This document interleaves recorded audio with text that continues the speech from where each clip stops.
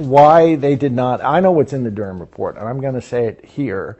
I bribed Hillary Clinton $18 million. I facilitated a bribe for Hillary Clinton on January 14th, 2016, right here in this town.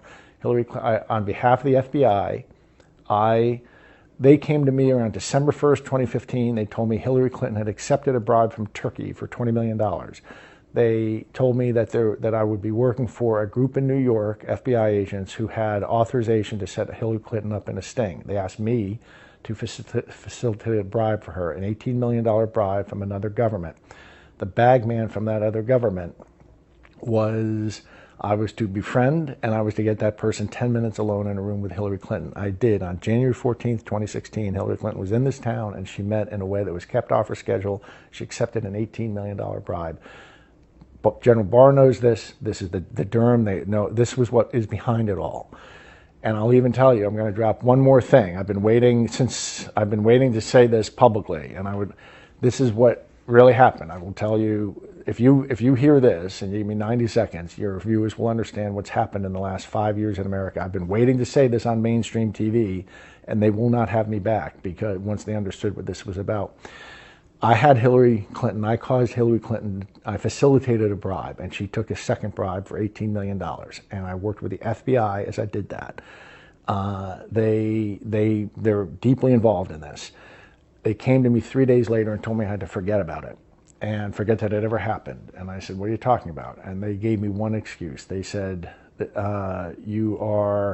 Hillary's going to win, and it's been decided upstairs. Nothing's going to be able to stop that now. So she's going to win, and she's going to send her people over to the FBI and ask who was part of investigating Hillary, and any of us who were part of it are going to be destroyed, and that includes you too, Patrick. And so this mission has been scrubbed from the highest level. And I thought about that, and I said, yes, sir, and I came, but 2 or 3 weeks later, I was back with 3 federal agents this time. 3 federal agents, and I let them know that wasn't sitting, and this is in Salt Lake City, Utah, and that wasn't sitting well with me, and I'd like to know why. We had almost a year before the election. They could have had me and another person in front of a grand jury in a week and gotten her indicted. And they told me, and this is the key to understanding what's happened in America. They told me, this is word for word, Patrick, what's really going on is this. President Obama has his people across the federal bureaucracy at this point, but especially the Department of Justice. Hillary Clinton is going to be president for 8 years, and nothing's going to change that. But think of there being a Bunsen burner within the Department of Justice. That evidence about the 2 bribes you were part of gathering is going to be sitting on the Bunsen burner. And the hand on the Bunsen burner is going to be one of Barack Obama's people. If Hillary's a good girl and defends Obamacare, that flame stays low. If she's a bad girl and thinks for herself, it's going to get turned up high. That way, Barack Obama is going to manage Hillary Clinton for the 8 years she's president, and then she's going to step down, and Michelle's going to run. And Patrick, that's the plan.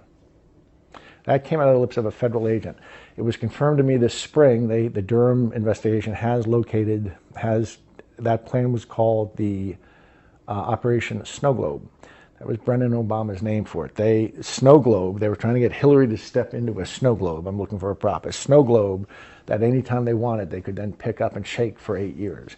My bribe was the bait to get her to step into the snow globe. That's all from it. This isn't a theory. I'm the guy in the room. I'm acknowledging I took part in all this, and I thought I was helping them conduct federal law enforcement. It turned out that I was helping them set up Hillary Clinton for a deep state to control her. And that's why, and I came in public a year ago with some pictures that showed me with this Russian redhead, Maria Butina, lovely woman, that said, and so I'm saying this entire thing, this last 5 years, has been a coup. It was from Obama against Hillary, that when Trump won in a fluke, it got morphed into the Russian collusion delusion. And I say that as the guy that had romancing Maria and bribing Hillary Clinton. So I'm about as involved in this as you can get, and I promise you that's exactly what happened. And what we're seeing here is the last act play out. I was the last act play out. And the reason I mentioned that I knew in October 2018 that this was going to happen was because in 2018 I was offered A federal agent came to tell me, Patrick, you need to understand there are billionaires walking around this world that we made, and we're prepared to do the same for you. You just have to stay calm. You just have to stay quiet through the election. And by that election, I knew he meant 2020 election. So I've known that they were going to hijack this election since October of 2018. Does the Federal Bureau of Investigation and other departments need to be completely detonated, dismantled? Well, I think what you need to do is, there was a guy, the CEO of, I forget if it was Allstate or State Farm, decades ago. It was based in, which one of those is based in Chicago, do you know? State Farm is Chicago. State Farm then. They had a big headquarters filled with 10,000 people, bureaucracy. And the CEO bought a cornfield a couple hundred miles away, and he built a building for 500 people, and he started moving people to it, and until he got a new mini headquarters, and then he just shut off the original one. That's, sometimes bureaucracies get so big and so bad, that's the only way to fix them. The way to fix them is to hit them in the head. Is to start again and build an alternative, and then just shoot them in the head. The bureaucracy in the head. And I think that's the only way that's going to be to fix our FBI, our beloved FBI. I have such respect. I grew up with this, revering the FBI, and I still revere, the men and women in it up to the mid-level. And there are people beyond that who are good. You can't throw the baby out with the bath water, but they are systemically corrupted at this point. So that story I just told you is absolutely the truth. There was a bribe from Turkey, a $20 million bribe in the fall of 2015 to Hillary, and then they had me arrange another bribe for $18 million from a different government, which I'm not disclosing the name of that other government. And that's I think what the start of this coup really is. Do you believe she's going to be held accountable at some point for this?